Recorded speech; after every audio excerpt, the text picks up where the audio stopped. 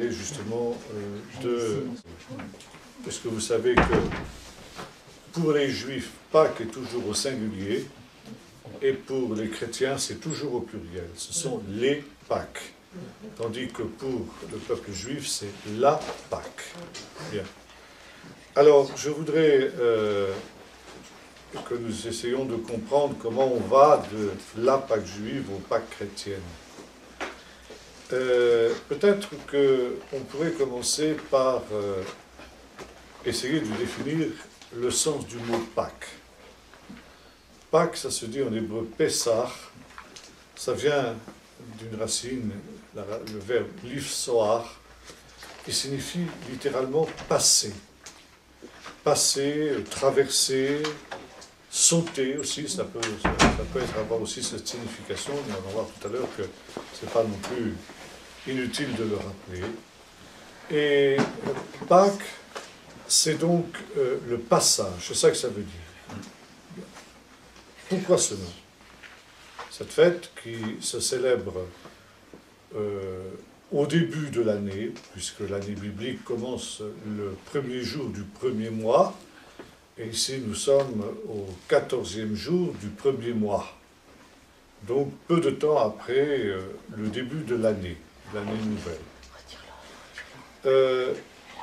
Toutes les fêtes bibliques ont toujours une signification agricole au départ, et ensuite une signification historique.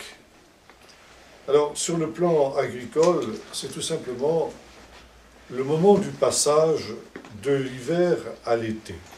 C'est-à-dire, il y a en réalité en Israël deux saisons, l'hiver et l'été, et on passe de l'une à l'autre par un très court printemps. Pâques, c'est la fête du printemps, donc du passage de l'hiver à l'été. Et c'est une des raisons pour lesquelles on lit aussi à cette occasion, d'une manière spéciale, le Cantique des Cantiques, lequel est un ensemble de poèmes d'amour qui évoque, entre autres choses, le très court printemps israélien. L'hiver est fini, la pluie est partie, on entend la voix de la tourterelle qui retentit dans notre pays, les fleurs apparaissent, le figuier bourgeonne, etc. Bon, il y a de nombreuses allusions qui sont faites au printemps. Donc c'est le passage de l'hiver au printemps. Ça, c'est le premier sens. Deuxième sens, un sens historique. Et le sens historique, évidemment, c'est la commémoration de l'événement fondateur, central et essentiel que on évoque tous les jours dans la vie du juif pieux, c'est-à-dire la sortie d'Égypte, l'Exode. Et il y a tout un ensemble de prescriptions qu'on trouve déjà dans le livre de l'Exode au sujet de cette fête, qui évoque la dernière des plaies qui s'est abattue sur le peuple égyptien avant que le peuple d'Israël ne sorte libre de cet esclavage de l'Égypte qui avait duré plus de 400 ans. Et c'est une des raisons pour lesquelles cette fête s'appelle Pâques, le passage de l'esclavage à la liberté. Maintenant, on considère aussi que ce passage de l'esclavage à la liberté est aussi une sorte de résurrection. Le peuple d'Israël était en quelque sorte captif dans la mort. D'ailleurs, c'est un des textes que l'on lit aussi au moment de Pâques, Ézéchiel 37, la fameuse vision des ossements desséchés qui reprennent vie. Et donc, le peuple d'Israël était en Égypte comme dans un tombeau, et il va sortir libre. Il va sortir par une sorte de résurrection. Et par conséquent, Pâques, c'est aussi le passage de la mort à la vie. Et bien entendu, dans le Nouveau Testament, c'est ce sens-là qui va être privilégié. Et puis, enfin, il y a deux autres sens au mot Pâques. C'est que le Seigneur va donner l'ordre au peuple d'Israël, par l'intermédiaire de Moïse, de prendre un agneau, dès le 10e jour de ce mois. Un agneau d'un an, mâle et sans défaut, sanctifié. C'est un mot qui mérite d'être un peu éclairci parce qu'il y a un certain malentendu dans notre langue quand on parle de sainteté, de sanctification, etc. Pour nous, ces expressions ont un certain degré de perfection morale. Bon, c'est pas faux. Mais disons, le sens premier du mot sanctifié n'est pas celui-là. Sanctifier, ça veut dire mettre à part quelque chose ou quelqu'un, le séparer du domaine profane pour le consacrer à Dieu. Et bien entendu, dans la mesure où Dieu est aussi, dans sa sainteté, un être moral qui est séparé du péché, on arrive aussi au sens qui est courant dans notre compréhension de cette expression. Donc l'agneau va être sanctifié. Ça veut dire mis à part des autres agneaux du troupeau. Et il va devenir ce que l'on appelle alors l'agneau de Dieu. Donc, séparé du troupeau, pour être consacré à Dieu, il devient l'agneau de Dieu. Et cet agneau va être conservé pendant 3 jours de ce mois de Nissan, donc au jour le coucher du soleil, il doit être immolé. Et le texte de l'Exode, Exode 12, nous dit qu'il faudra manger sa chair rôtie avec du pain sans levain et des herbes amères. Quant au sang de l'agneau, il devra être badigeonné sur les poteaux des portes des maisons des Israélites avec une branche d'hysope. Ça aussi, ça a son importance. Je ne sais pas si on aura le temps d'y revenir. Et cette nuit-là, dit le Seigneur, je passerai dans le pays d'Égypte. Efsar be'eretz Mitzrayim. Donc nous retrouvons ici le mot Pâques. Dieu va passer dans le pays d'Égypte. Et je frapperai tout premier-né dans le pays d'Égypte, aussi bien des hommes que des animaux, depuis le premier-né du Pharaon qui est assis sur son trône, jusqu'au dernier de ses serviteurs. Et pour échapper à ce drame, pour échapper à ce désastre, il n'y a qu'une seule solution, c'est de prendre le sang de cet agneau de Dieu, et de le placer justement sur le linteau des portes. Et, dit le Seigneur, quand je passerai dans le pays d'Égypte, je verrai le sang, et je passerai au-dessus des maisons où il y aura le sang. Donc, voyez-vous, non seulement il y a le passage du Seigneur dans tout le pays d'Égypte, mais là, il faudrait d'ailleurs traduire, je sauterai au-dessus des maisons sur lesquelles je verrai le sang. Je sauterai par-dessus, ça veut dire, je ferai en sorte que ceux qui se trouvent dans cette maison ne soient pas atteints par la plaie qui va atteindre le reste des Égyptiens. Et le Seigneur donne cet ordre au peuple d'Israël, quand vous serez entrés dans le pays que le Seigneur vous donne, une fête en souvenir de cet événement pendant toutes vos générations, d'une manière perpétuelle. Celui qui ne célébrera pas ce repas sera retranché de son peuple. Tous les ans, le 14e jour du mois de Nissan, vous prendrez cet agneau, comme l'ont fait avec du pain sans levain et des herbes amères, comme l'ont fait vos pères. Pendant 7 jours, à la suite de ce jour, vous mangerez uniquement du pain sans levain, vous ne mangerez pas du tout. Et c'est très intéressant de noter que le jour de Pâques proprement dit, on effectue ce qu'on appelle dans les jours qui précèdent Bdikat Chometz, la recherche du levain. C'est l'occasion pour la mère de famille de faire un grand nettoyage de printemps. Et il faut absolument éliminer le vieux levain, le levain de l'année précédente. Alors évidemment, tout ce qui est à base de fermentation, etc., tout ça doit être éliminé. Et quand cette opération a été effectuée par la mère de famille, c'est le père de famille qui, à la lueur d'une lampe, va visiter avec la plus grande minutie tous les recoins les plus cachés de la maison pour s'assurer que toute trace de levain a bel et bien été éliminée. Vous vous souvenez qu'il y a un texte un peu semblable dans la première épître de Paul aux Corinthiens, chapitre 5, où Paul déclare ceci, vraisemblablement, la plupart des commentateurs en tout cas pensent que cette première épître aux Corinthiens a été écrite par Paul peu avant Pâques, ou disons à peu près à l'époque de Pâques, et il dit ceci, faites disparaître le vieux levain, et célébrons la Pâque, comme étant des pains sans levain de pureté et d'intégrité, en faisant disparaître le vieux levain, car un peu de levain suffit à faire lever toute la pâte. Célébrons donc cette fête en dehors de tout ce qui est de ce dont le levain est le symbole, c'est-à-dire effectivement le péché. Par conséquent, il s'agit ici d'éliminer le péché de son cœur et de sa vie, comme l'Israélite le fait en éliminant le vieux levain.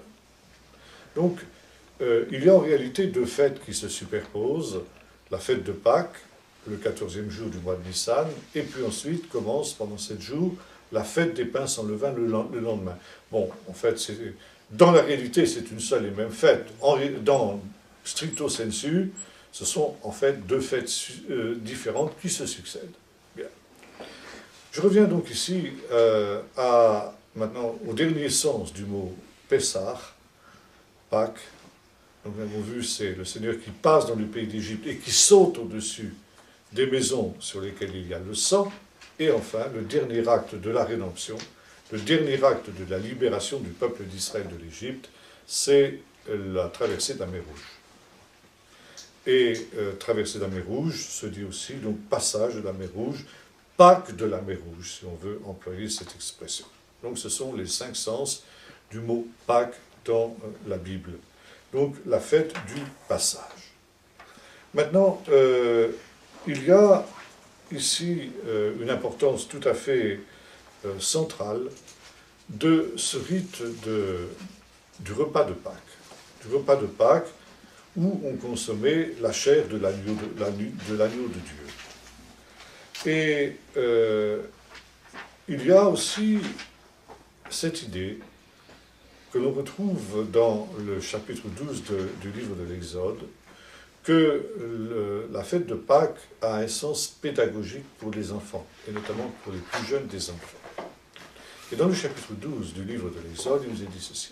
« Quand ton fils te demandera en quoi cette nuit est-elle différente de toutes les autres nuits, tu répondras, nous étions esclaves de Pharaon en Égypte, et le Seigneur nous en a fait sortir par sa main puissante. » Et très vite, on a conclu de ce texte que le devoir du père de famille était d'enseigner à ses enfants ce qui s'est passé à l'occasion de cette fête de Pâques. Ça veut dire de raconter toute l'histoire du peuple d'Israël en insistant en particulier sur l'événement de l'Exode et l'intervention de Dieu, les 10 plaies et tout ce qui en découle. C'est ce qu'on appelle en hébreu la Haggadah. Haggadah, ça veut dire littéralement le récit. Au début, il semble que ce récit de l'événement de la sortie d'Égypte était laissé plus ou moins à l'improvisation libre du père de famille. Puis avec le temps, il y a eu une espèce de codification de ce récit-là, et il est devenu maintenant un récit traditionnel que tous les juifs du monde entier répètent. C'est le même récit que l'on trouve partout. Donc il y a une codification de ce qu'on appelle la Haggadah de Pâques, le récit traditionnel de Pâques. Il est intéressant de noter justement qu'il y a une grande importance dans le mondial de Pâques du chiffre 4. Bon, pourquoi ça, je ne vais pas entrer dans ces détails ce soir, ça nous entraînerait trop loin. Mais il y a en particulier 4 questions, qui sont chantées d'ailleurs, que le plus jeune des enfants va poser au père de famille. C'est le plus jeune des enfants qui pose ces 4 questions. Pourquoi? Parce que le jeune enfant qui nous dit la Haggadah est parfois tellement jeune qu'il s'est à peine questionné, mais il est intrigué, et tout est fait pour ça d'ailleurs, parce que ce soir, les choses ne se passent pas de la manière habituelle, de la manière traditionnelle. Et le but justement du bouleversement des habitudes qui caractérisent ce soir-là est de piquer la curiosité de l'enfant et de l'amener justement à poser les questions décisives qui vont amener le père de famille à répondre à ces questions et par conséquent à faire en sorte que le souvenir de la sortie d'Égypte soit transmis de génération en génération jusqu'à la fin. Il est intéressant aussi de noter que ce soir-là est un soir qui est une nuit de veille. D'après le texte biblique, on ne doit pas dormir du tout cette nuit-là. On doit rester veillant, y compris les jeunes enfants d'ailleurs. Et il y a un certain nombre d'activités qui sont prévues pour tenir les enfants en éveil. Et quand la cérémonie proprement dite, la cérémonie du Seder qui dure de 2h30 à 3h, est terminée, alors on chante des psaumes, on chante des chansons traditionnelles, et puis on raconte aux enfants des histoires pour les tenir éveillés. Pourquoi cette nécessité de veiller et de ne pas dormir la nuit de Pâques? Vous vous souvenez que les disciples avaient failli à cette nécessité-là. Ils auraient dû veiller avec Jésus dans le fameux jardin de Gethsémane, alors que Jésus était tenté par le diable, et ils se sont endormis. Jésus les réveille à 3 reprises. Ils n'auraient pas dû dormir, ne serait-ce que parce que c'était la nuit de Pâques. Bon. Pourquoi, justement, ne pas dormir cette nuit-là? Parce que, justement, je vous disais tout à l'heure que la nuit de Pâques, plutôt pendant le Shabbat de Pâques, très exactement, on lit le livre du Cantique des Cantiques. Le livre du Cantique des Cantiques, peu de temps avant l'époque de Jésus, a été interprété par les rabbins comme une parabole sur la venue du Messie. L'époux du Cantique des Cantiques n'est autre que le Messie. Et au temps de la fin, le Messie va épouser Israël qui est l'épouse. Et selon la tradition qui naît à peu près à cette période, ce mariage entre le Messie et Israël aura lieu à Pâques. Pourquoi? Parce que Pâques est aussi, en quelque sorte, l'anticipation de cette alliance que Dieu a conclue avec le peuple d'Israël. Et cette alliance, on est bien conscient, comme le disent les prophètes, que c'est une alliance que le peuple d'Israël a violée. Et les prophètes, en particulier Jérémie, dans le chapitre 31, ont annoncé qu'au temps de la fin, Dieu ferait avec son peuple une alliance nouvelle. Et cette alliance, selon la tradition, elle aura lieu à Pâques. Et alors, on s'attend à ce que, peut-être cette année, ce soit l'année de la rédemption.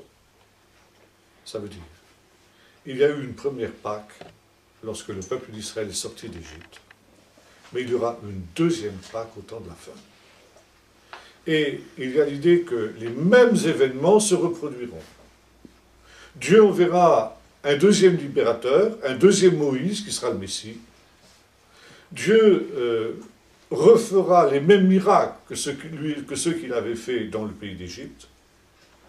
Il frappera non plus le pharaon d'Égypte, mais celui qui l'aura remplacé, parce qu'il y aura un oppresseur au temps de la fin, et Dieu le frappera.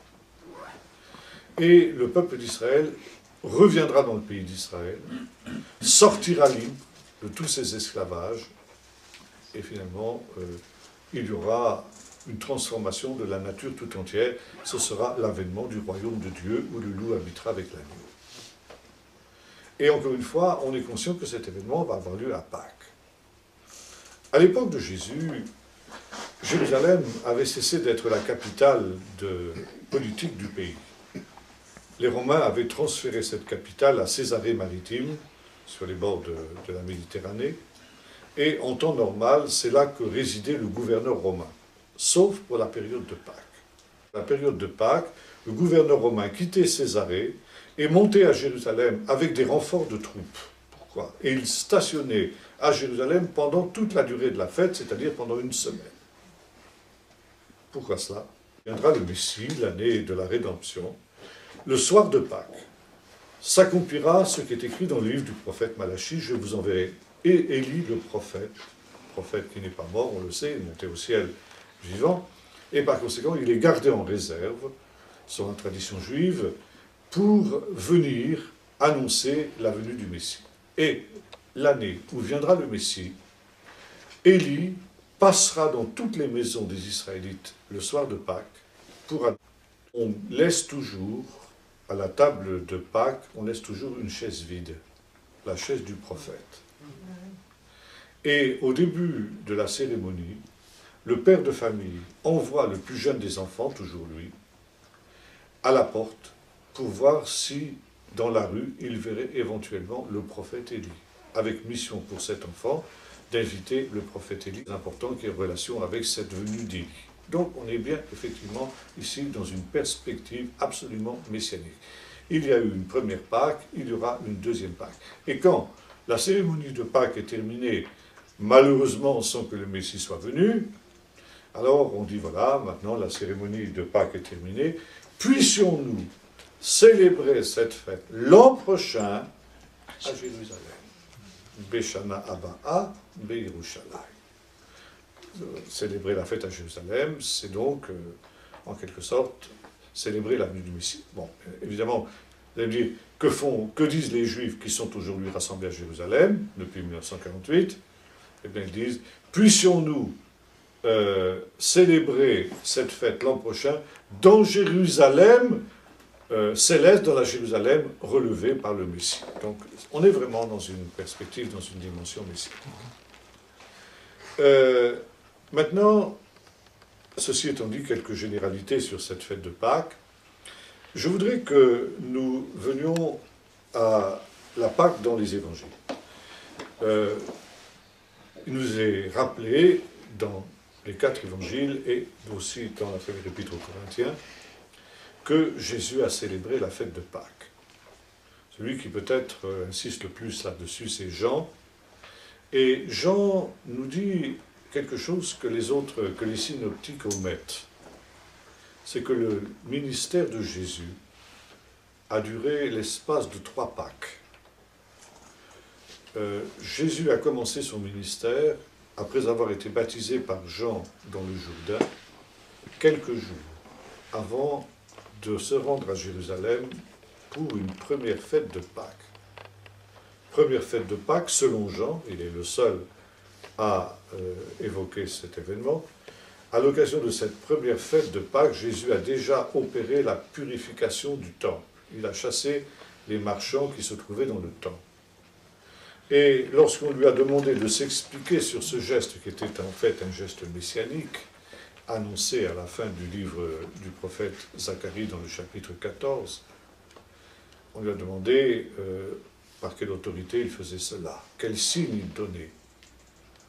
Et Jésus a répondu ceci, « Détruisez le temple, et en 3 jours, je le relèverai. » Alors on lui a dit, mais il a fallu plus de 40 ans pour construire ce temple, comment peux-tu dire qu'en 3 jours tu le relèveras? Les disciples même, nous dit Jean, n'ont pas compris.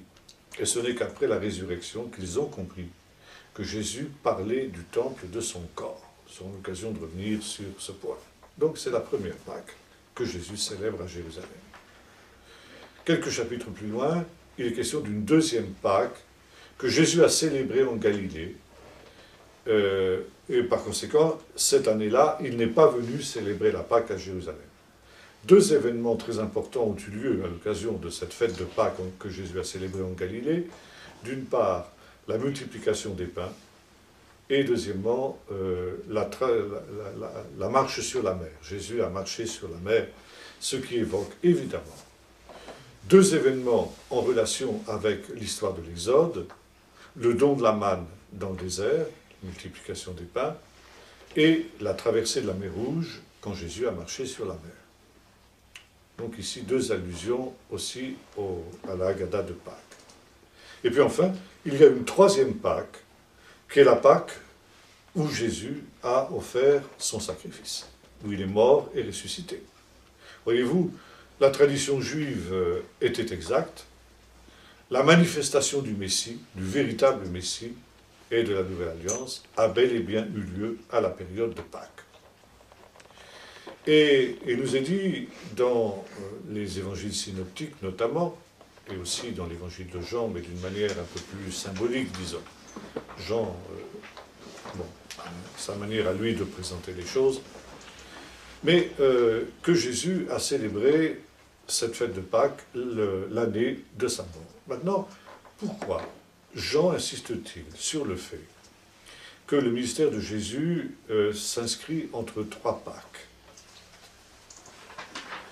Et le début de l'évangile de Jean, c'est le récit du baptême, sur lequel Jean est très discret aussi, il ne détaille pas tellement l'acte du baptême. Il nous dit simplement qu'à deux reprises, Jean-Baptiste a déclaré de Jésus, « Voici l'agneau de Dieu qui porte le péché du monde », très exactement.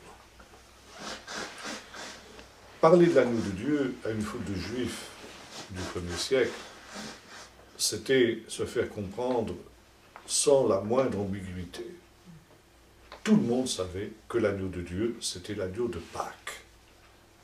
Et par conséquent, désigner Jésus comme l'agneau de Dieu, c'était le désigner comme l'agneau de Pâques. Et voyez-vous, dans l'évangile de Jean en particulier, la Pâque est un élément central. C'est la raison pour laquelle, constamment, Jean revient sur cet événement de Pâques. Jésus est donc baptisé.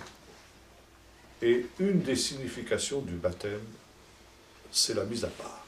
Celui qui est baptisé est mis à part. Autrement dit, il est sanctifié.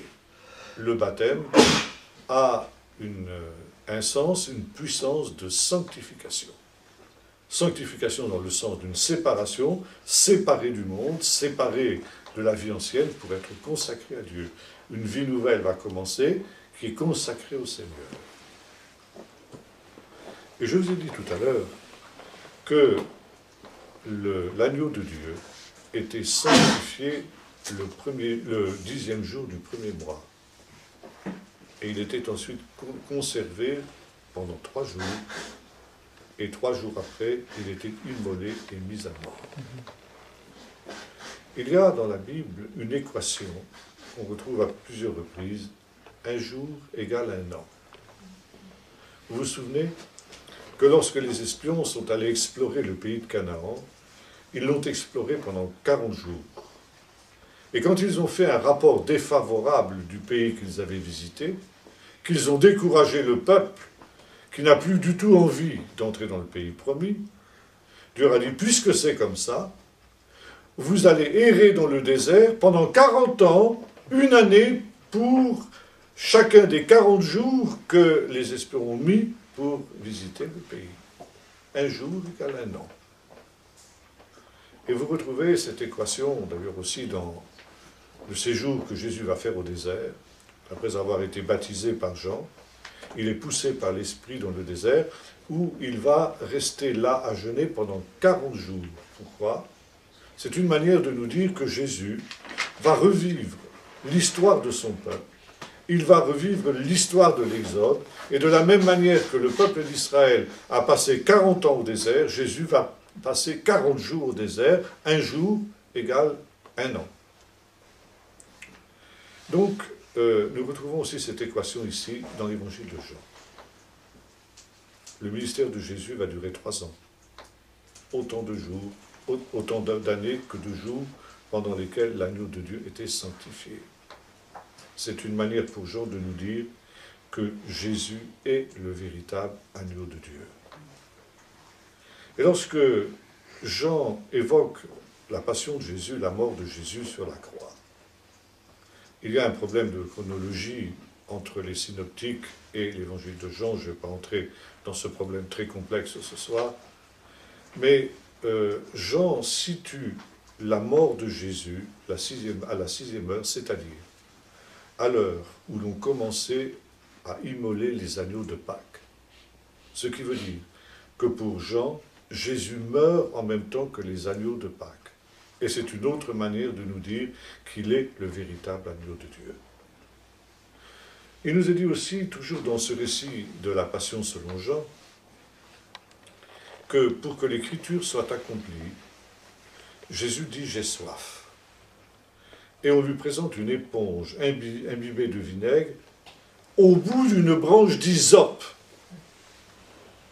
J'ai parlé d'hysope tout à l'heure, en rappelant que le sang de l'agneau de Pâques devait être placé sur les linteaux des portes avec une branche d'hysope.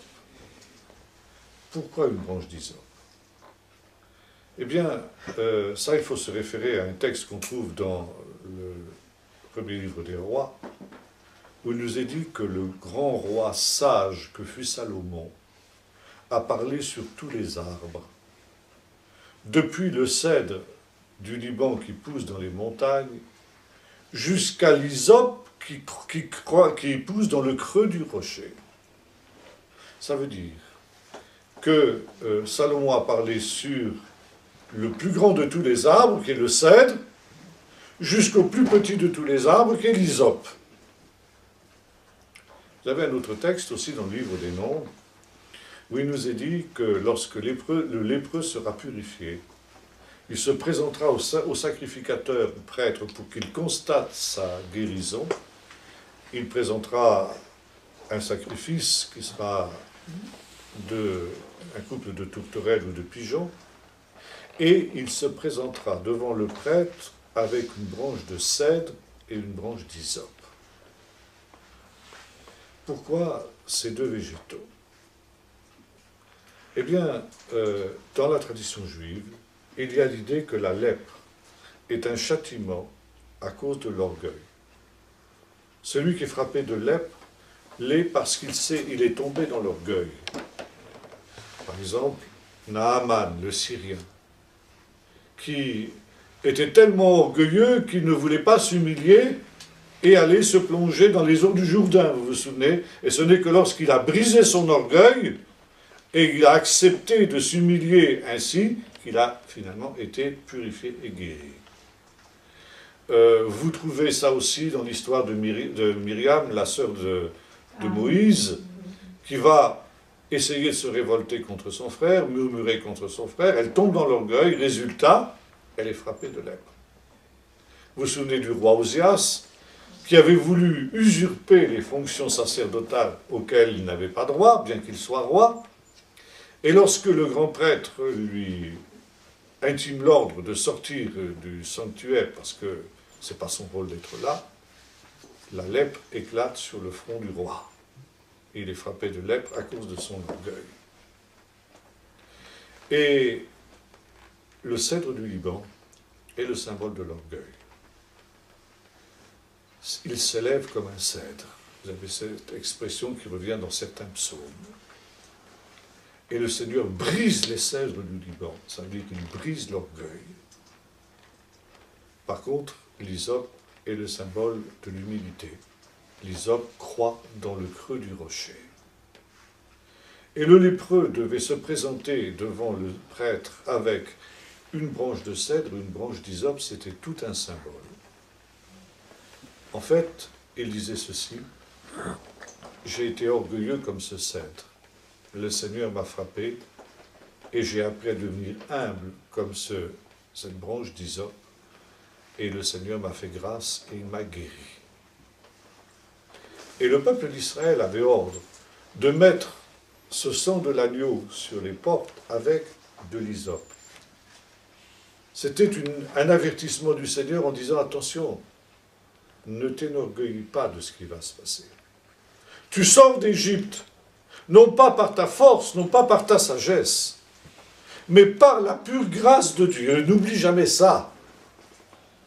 Et ne tombe pas dans l'orgueil en disant « je suis le peuple élu, je suis le peuple saint », etc.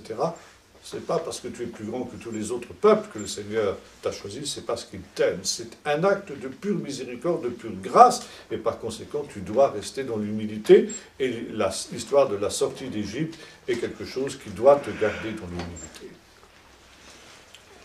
Et voyez-vous, lorsque l'on présente à Jésus l'éponge imbibée de vinaigre avec une branche d'hysope, c'est aussi une manière de rappeler que Jésus est le sacrifice, l'agneau de Dieu, qui, grâce au sang duquel, eh bien, ceux qui croient en lui vont être purifiés, vont être sauvés, comme autrefois l'a été le peuple d'Israël en Égypte.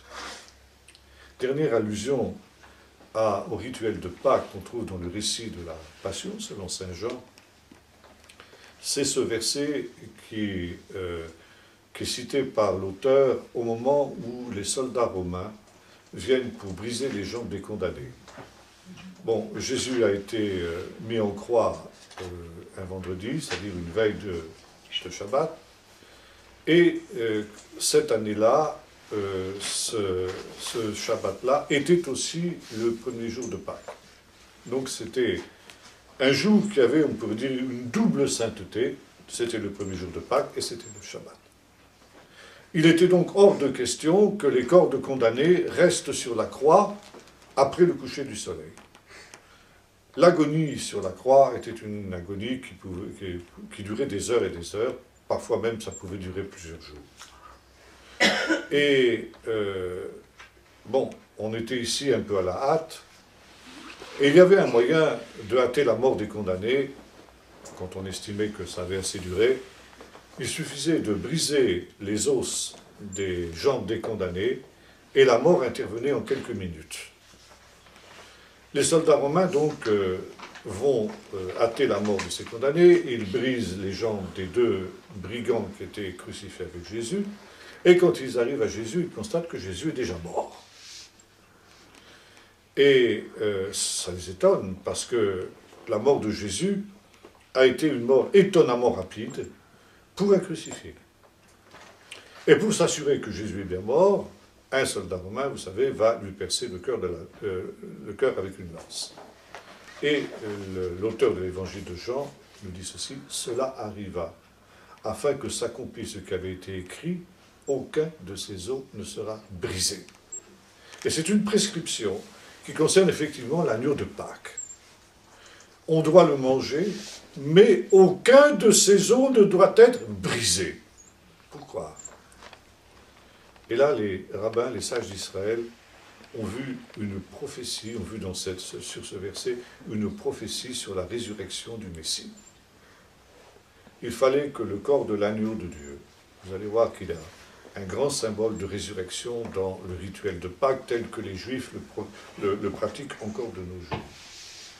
Mais ce rituel de Pâques, il impliquait le fait que non seulement l'agneau était le symbole de cette résurrection, qui était aussi la résurrection que le peuple d'Israël allait connaître en sortant d'Égypte, j'en ai parlé tout à l'heure, mais également que le véritable agneau de Dieu, le Messie, ressusciterait au dernier jour.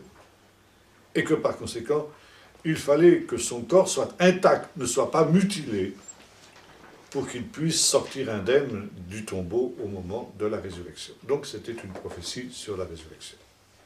Donc voici l'agneau de Dieu qui ôte le péché du monde. Maintenant, Jésus va donc être sanctifié pendant 3 ans, comme l'agneau l'était pour les 3 jours, et puis ensuite il va être sacrifié comme le rappelle Jean. Et avant ce sacrifice, Jésus va célébrer le Seder, c'est-à-dire le repas traditionnel de Pâques. Ce repas traditionnel de Pâques, d'où découlent nos Eucharisties, Sainte Seine et tout ce qu'on voudra, nous en avons 4 versions différentes dans les évangiles, dans le Nouveau Testament.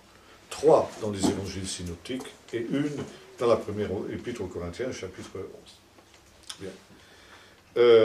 Elles se recoupent, ces récits-là se recoupent grosso modo.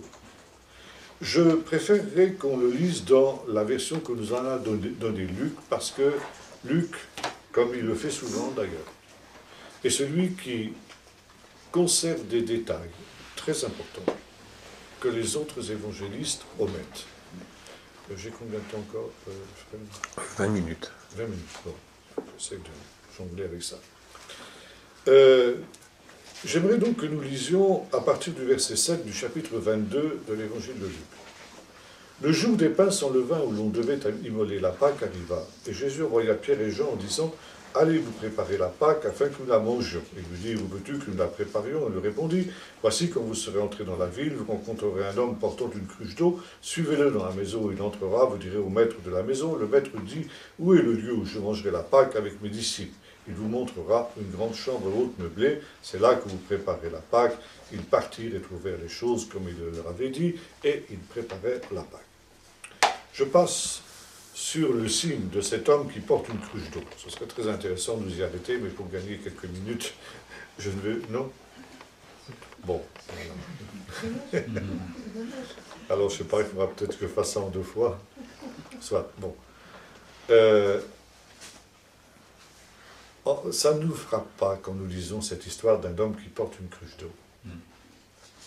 Mais il faut savoir qu'à l'époque de Jésus en Orient, ce n'était pas les hommes qui faisaient la corvée d'eau. C'était les femmes.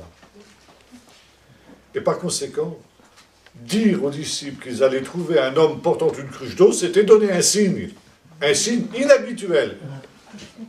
Des hommes qui portaient une cruche d'eau, il n'y en avait pas 36 à Jérusalem dans cette époque-là. Maintenant, question.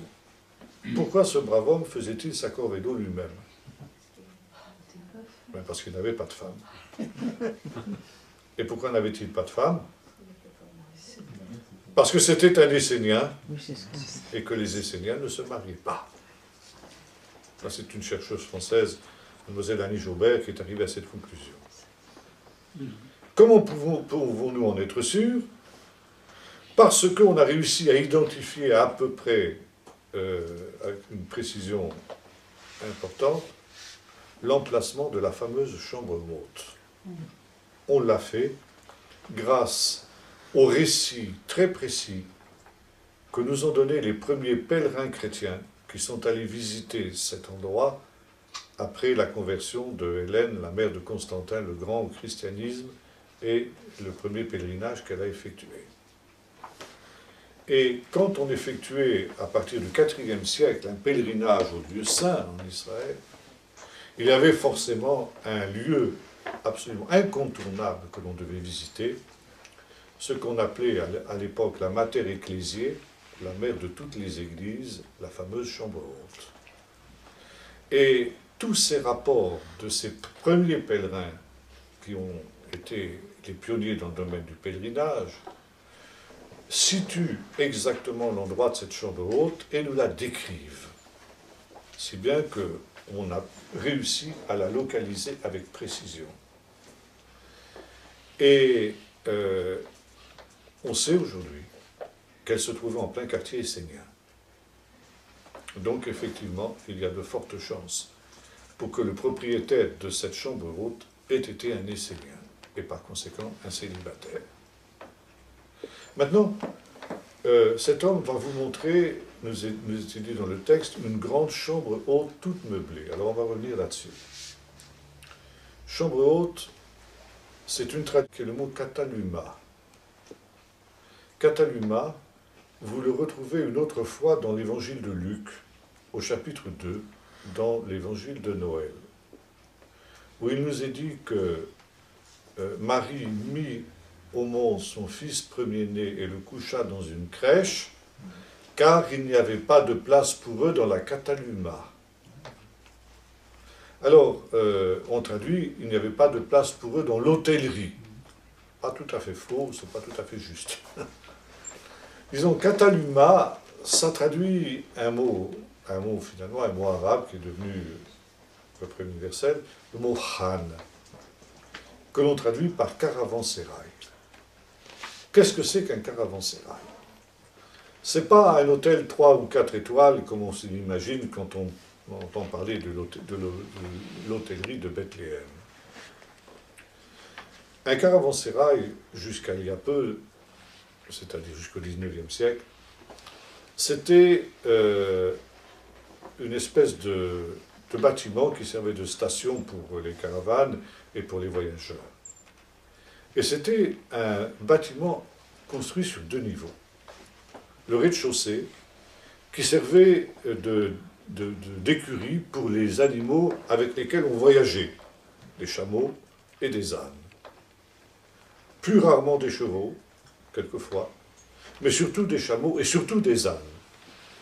Et notre imagerie traditionnelle de Noël, qui nous montre Jésus entre le bœuf et l'âne, elle n'est pas juste. Des ânes, oui, des bœufs, non. Donc ça, c'était le premier niveau.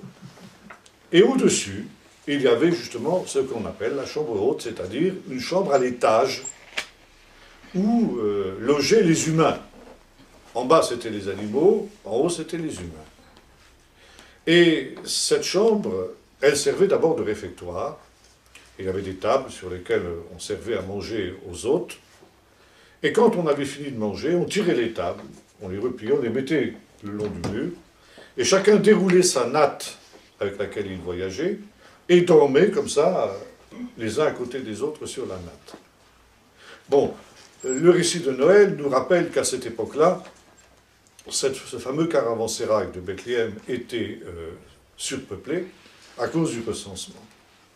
Et c'est le moment où Marie a été prise des douleurs de l'enfantement. Vous comprenez qu'elle a préféré descendre avec les animaux pour avoir un peu plus d'intimité que dans cette chambre qui était surpeuplée. Et voilà donc ici la fameuse chambre haute dont il est Jérusalem. Parce qu'il y avait encore sur les murs des graffitis judéo-chrétiens en araméen, en hébreu, en grec et en latin. Et au-dessus, il y avait la fameuse chambre haute qui était devenue aussi le lieu de rassemblement de la première communauté de Jérusalem. Et cet endroit est donc le lieu où Jésus a pris la Pâque avec ses disciples. Donc, Cataluma. Maintenant, il y a un autre terme aussi qui... J'ai oublié le mot parce que j'ai plus ça en tête, j'en ai parlé hier, j'étais à Brest, j'ai fait tout un topo là-dessus. Mais il y a un mot grec que l'on traduit par toute meublée.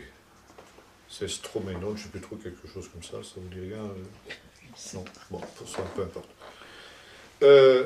Toute meublée, ce n'est pas tout à fait exact. Le sens exact de ce mot est le suivant, avec 3 coussins. Ce qui correspond à une traduction latine de cette expression, qui est souvent employée dans la littérature de l'époque, triclinium. Tri, ça veut dire 3. 3 coussins. Vous avez sûrement tous vu le fameux tableau de Léonard de Vinci que représente la Seine, très beau d'ailleurs, où l'on voit Jésus assis au centre d'une table, avec ses disciples à droite et ses disciples à gauche. Parmi eux, il y a une femme d'ailleurs. On ne sait pas trop qui elle est, qu'est-ce qu'elle fait là, pourquoi Vinci l'a introduite, peu importe. Bon, sur le plan artistique, c'est tout à fait remarquable, mais sur le plan historique, c'est tout faux. Jésus n'était pas assis à table. Il était couché sur des coussins. Et le texte de Luc nous le rappelle. Un triclinium, qu'est-ce que c'était? Eh bien, c'était ces endroits où les Romains banquetaient, les riches Romains, les grands Romains, banquetaient, et les banquets n'étaient pas assis, mais ils étaient couchés, on était couchés sur des coussins, d'où cette expression, autour de tables, de 3 tables qui étaient en forme de U. D'où le nom de triclinium. Et c'était la manière de célébrer la Pâque à l'époque de Jésus. On ne mangeait pas assis, mais on mangeait couché. Et c'est une des 4 questions que le plus jeune des enfants va poser. En quoi cette nuit est-elle différente de toutes les autres nuits? Les autres nuits, nous mangeons toutes sortes de légumes. Ce soir, nous ne mangeons que des herbes amères. Pourquoi? Les autres nuits, nous mangeons assis ou debout. Cette nuit, nous mangeons couchés. Pourquoi? Les autres nuits, nous mangeons toutes sortes de pains avec du levain. et ce soir nous ne mangeons que du pain avec du levain. Pourquoi?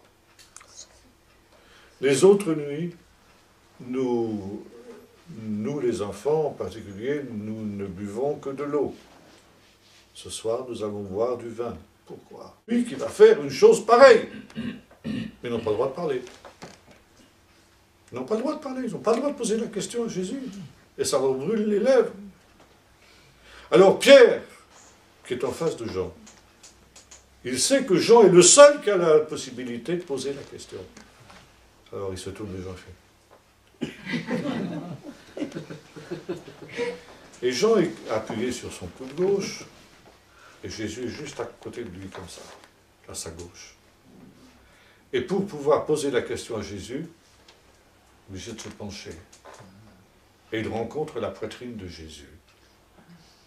D'où l'expression que vous retrouvez, celui qui était couché sur le sein de Jésus le soir de Pâques. Vous avez un épisode un peu semblable dans la fameuse parabole du mauvais riche et de Lazare. Vous vous souvenez, ce riche qui passait sa vie à banqueter, donc avec tout ce que le monde actuel pouvait lui procurer de meilleur. Il était le premier dans ce monde. Et il y avait Lazare qui était couché à sa porte, qui mangeait les miettes qui tombaient de sa table. Et lui, il était le dernier. Il meurt, il se retrouve dans l'au-delà, et donc, inversion prophétique, les premiers seront les derniers, les derniers seront les premiers. Le mauvais riche, qui a banqueté, qui a été le premier dans ce monde, il est à la dernière place, et Lazare se retrouve, qui a été le dernier, lui, il se retrouve dans le sein d'Abraham. C'est quoi le sein d'Abraham? C'est la place d'honneur au banquet eschatologique. Juste à la droite de celui qui préside. Et pour lui parler, on est obligé de se pencher sur sa poitrine. Bien. Et là... Ah, il faut que j'arrête. On continuera la prochaine fois. Bien. Le repas commence comment? Nous l'avons vu. Le père de famille envoie le plus jeune des enfants inviter éventuellement le prophète Élie à rentrer. Aucun des récits du dernier repas qui nous sera rapporté par... Par contre, Luc nous dit quelque chose d'autre de très intéressant. Quand nous lisons les autres récits de l'institution de la scène, on a l'impression, en lisant ces textes, qu'il y avait un pain et qu'il y avait une coupe. Quand nous lisons l'évangile de Luc, il est question de 2 coupes. Et il nous est dit